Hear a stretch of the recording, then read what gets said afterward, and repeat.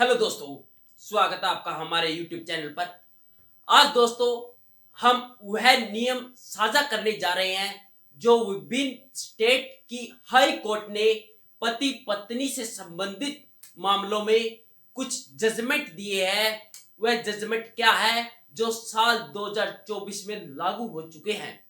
हम one by one आपके साथ वो शेयर करेंगे। कृपया इस वीडियो को अंत तक देखिएगा क्योंकि ये नियम आपके बहुत काम आने वाले हैं। First, call recording. दोस्तों, कॉल रिकॉर्डिंग करना किसी की ये निजता के अधिकार का उल्लंघन है। ये पीछे दिल्ली हाई कोर्ट का भी फैसला आया था कि निजता का अधिकार ये एक हमारा फंडामेंटल राइट है। यदि कोई आपके इसका उल्लंघन कर सकता है तो आप कंज्यूमर कोर्ट में केस फाइल कर सकते हो और आपको 2 लाख रुपए तक का मुआवजा मिल सकता है। नेक्स्ट इज पति को पत्नी द्वारा सार्वजनिक तौर पर परेशान करना मानसिक क्रूरता माना जाएगा। यदि कोई पत्नी अपने पति को सार्वजनिक जगह पे परेशान करती है, उसे कुछ बुरा बोलती है, तो दैट इज द मानसिक क्रूरता। तो पति क्या कर सकता है? उसके आधार पर दोस्तों डाइवोर्स ले सकता है यदि पत्नी अपने पति को मानसिक तौर पर प्रताड़ित करती है। यह दोस्तों बहुत ही यूजेबल वीडियो है। नेक्स्ट क्या है? पति पत्नी का जानबूझकर यौन संबंध बनाने से इनकार करना भी दोस्तों एक क्रूरता की श्रेणी में आता है। चाहे वह पति हो या पत्नी हो, यदि वह एक दूसरे के साथ फिजिकली होने से मना कर देते हैं तो उसे एक मेंटली क्रूरल्टी का आधार दिया गया है।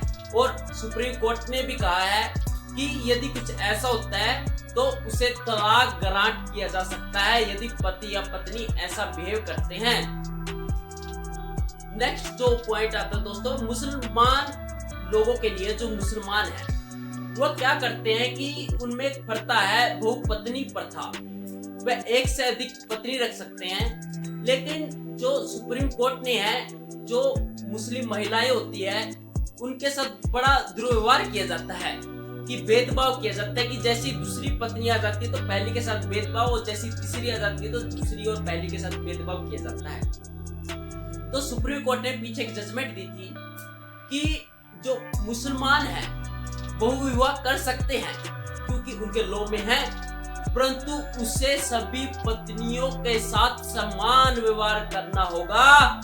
भेदभाव बर्दाश्त नहीं किया जाएगा।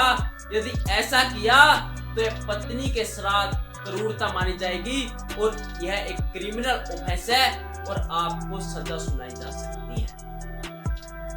यह बहुत ही इंपॉर्टेंट था दोस्तों। नेक्स्ट क्या आता है? पति के चरित्र पर झूठा आरोप लगाना।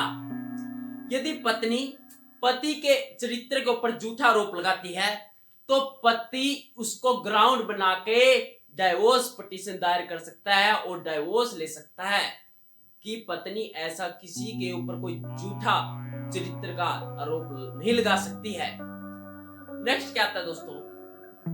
यदि पति पत्नी लंबे समय से अलग रह रहे हैं तो वे किसी स्त्री या व्यक्ति के साथ लिविंग रिलेशनशिप में रह सकते हैं। कि कोई बार होता है कि पति और पत्नी दोनों सेपरेट रह रहे हैं और उनके बीच तलाक भी नहीं हुआ रहता है, लेकिन अलग रह रहे हैं, तो वह किसी दूसरी स्त्री के साथ पति या उसकी पत्नी किसी दूसरे व्यक्ति के साथ लिविंग रिलेशनशिप में रह सकती है। हिंदू मैरिज एक्ट अधिनियम के तहत इसे कोई ऑफेंस नहीं बताया गया है। तो यह दोस्तों उन लोगों के लिए है जो अलग रह रहे हैं अपने पति और अपनी पत्नी से। नेक्स्ट क्या था दोस्तों? भरण पोषण से संबंधित है कि यदि पत्नी भी जॉब कर रही है तो उसे भरण पोषण नहीं मिलेगा। तो हमने क्या देखा है कि पत्नी जॉब भी कर रही है और फिर भी 125 CRPC के तहत मेंटेनेंस का वादा दायर करती है तो उससे मेंटेनेंस नहीं मिलेगा।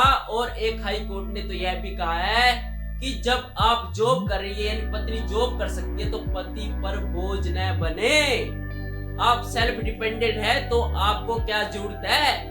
तो इसलिए उसको भरण पोषण देने से साफ तौर पर मना कर दिया दोस्तों। एक और जजमेंट आई थी हाई कोर्ट के पीछे कि रंग भेद से रिलेटेड, कि काला गोरा को लेकर कर्नाटक हाई कोर्ट की जजमेंट दोस्तों, कि जो पत्नी ने पति के काले होने को लेकर डाइवोर्स पिटीशन दायर कर दी थी कि मेरा पति काला है, मुझे डाइवोर्स चाहिए, तो कोर्ट ने कहा यह आप एक मानसिक क्रूरता को फेस कर रहे हो, कृपया अपनी सोच बदलो, काले गोरे को मत देखो।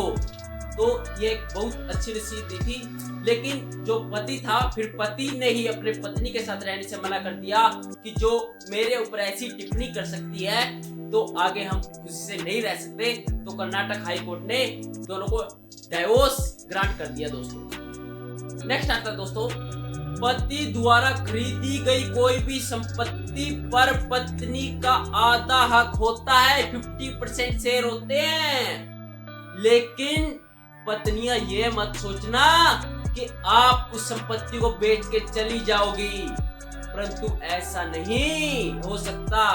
आप उस संपत्ति को पति की सहमति से ही बेच सकती हो, या तब जब आपका हस्बैंड कोई बहुत बड़ी बीमारी से ग्रसित है और बीमार है और उसके लिए पैसे चाहिए होती है, तो आप उसकी हेल्थ प्रोटेक्शन के लिए उस टाइम आपको शेयर होते हो तो आप उस संपत्ति को बेच सकते हो।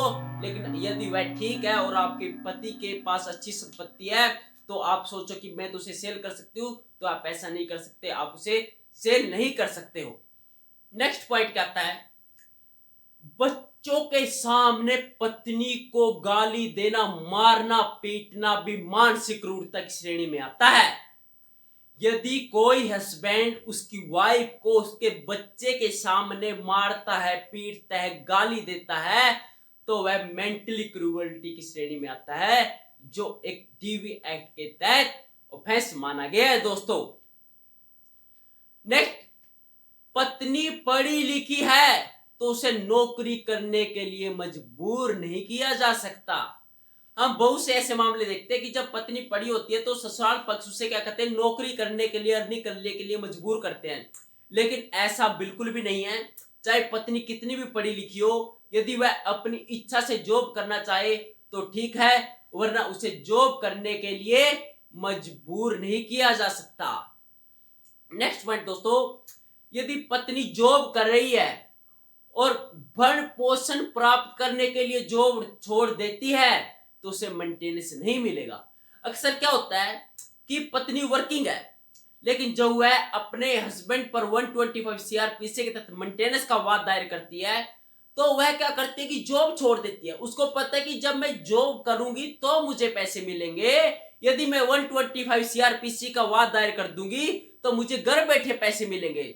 यदि पति यह एविडेंस रख देता कोर्ट में कि यह ऑलरेडी वर्किंग थी लेकिन अभी इसने जॉब छोड़ी है ताकि वह मेंटेनेंस ले सके, तो दोस्तों वह मेंटेनेंस की हकदार नहीं रहेगी, क्योंकि वह एक सेल्फ डिपेंडेंट थी, इसलिए उसे मेंटेनेंस की कोई जरूरत ही नहीं है।